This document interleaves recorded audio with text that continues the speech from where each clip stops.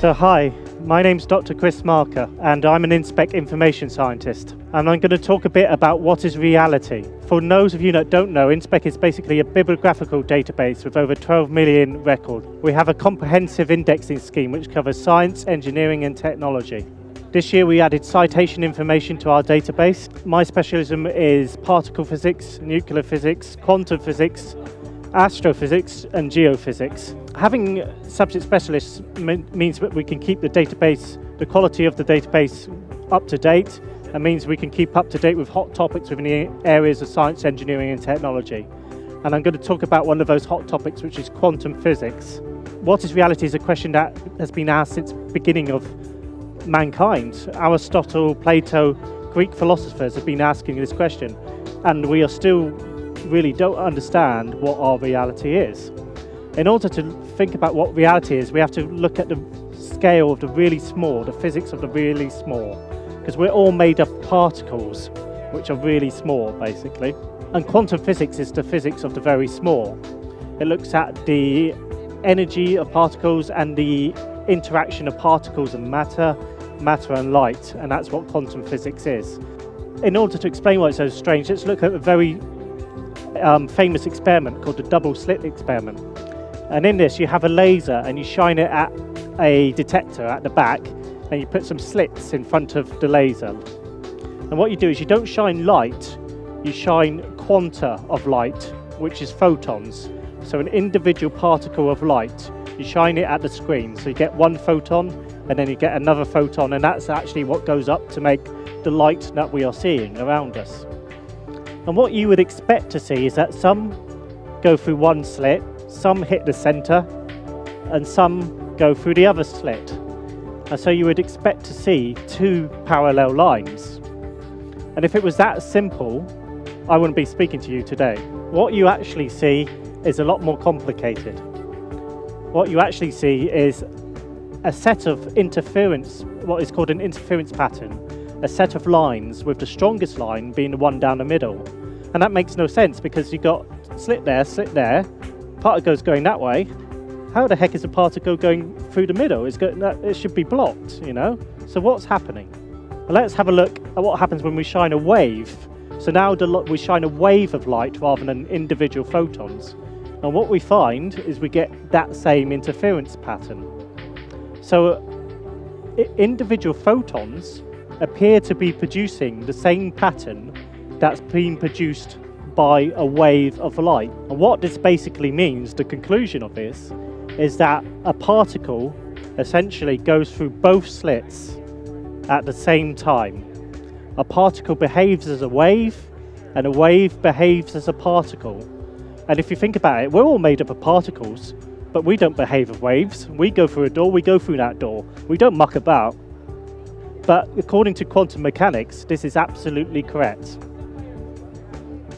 Even stranger, if we change the way we look at the experiment, if we now put detectors in front of the experiment, we change the results of the experiment.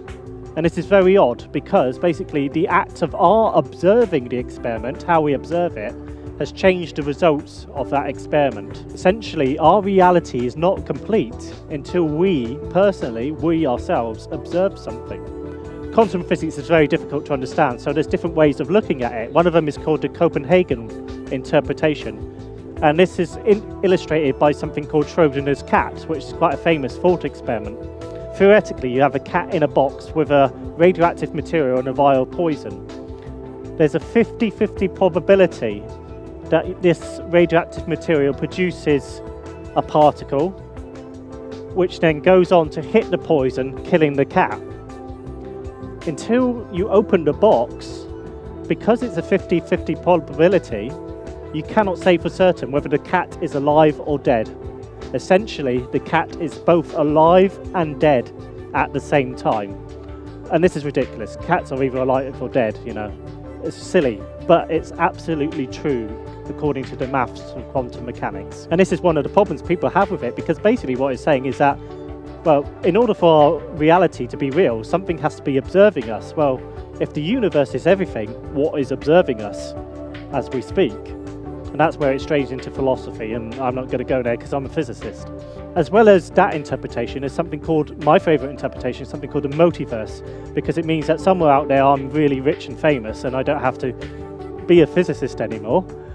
And basically the multiverse says that for every action there is, so if you just decide to get out of bed on the left-hand side, there's a universe. If you decide to get out of bed on the right-hand side, there's a universe. If you have coffee, you're obviously in America. If you have tea, you're obviously in England. But basically, for every action there is, there's a different universe out there. So there's multiple copies of yourself out there in another universe. This means that Elvis is alive and well and singing still somewhere out there. Obviously, this has its critics as well. And one of the criticisms is, well, just this is plain weird that there's millions of billions, infinity of me in other universes. But again, the maths is absolutely correct with this. This is probably the weirdest version of reality of all. And this is something called the holographic reality. And this came from looking at black holes. The black holes basically suck everything into them. And this is a problem because according to physics, information should never be destroyed. Information should be conserved. So what they said is, okay, the 3D information that's falling into the black hole is destroyed, but on the event horizon, which is the point of no return, there's some 2D information which contains all of the 3D information encoded within it. And this solved this problem for black holes. Great. They then decided, what if our universe, so this is just a picture of a hologram. So a hologram basically is a 3D picture on two-dimensional paper. And what they said, well, what if our universe, the event horizon, is the two-dimensional thing, and our three-dimensional cells are being projected inwards from the event horizon of the universe. So essentially, are we all holograms? This is very theoretical, but they can actually test this. And they can test this with laser beams going between two mirrors. They can see whether the time taken for a laser beam to go between the two mirrors, if it's exactly the same, or if it's slightly different. Now, if it's exactly the same, we don't have to worry. We're in a classical universe. If it's slightly different, that suggests that reality is fuzzy, space-time is fuzzy, and we could actually be holographic projections. Now, this is all very theoretical, but quantum physics has its applications, especially quantum entanglement, where you have two balls, an up ball and a down ball, and you entangle them together. And what you do is you move one away from the other, and as soon as you switch one from being up to down, the other one switches instantaneously. And this has applications in computing, because currently computers work on bits which can either be 0 or 1. With a quantum computer, they can be both 0 and 1 at the same time, meaning you quadruple your computing power. So quantum physics is weird, but it has its applications. So what is reality? Well, to answer that, physicists argue about it, and no one knows for certain. Where does InSpec come in? We cover all aspects of quantum theory. Over 25,000 records on this topic. Lots of different control terms. Lots of different classifications. I'm not going to go through them all, but basically if you want to search our database, this is the way you would go about searching our database, using control terms and classifications. The top journals in this area are the Physics Rev Letters and Physics Letters A. And even if you're not interested in quantum physics, I can guarantee you that InSpec will cover a hot topic within science, engineering, technology that will be of some interest. There's something in InSpec that will relate to a hot topic in science, engineering, technology.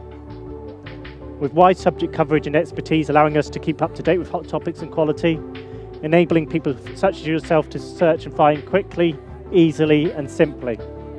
And we're on Twitter as well at IoT_InSpec.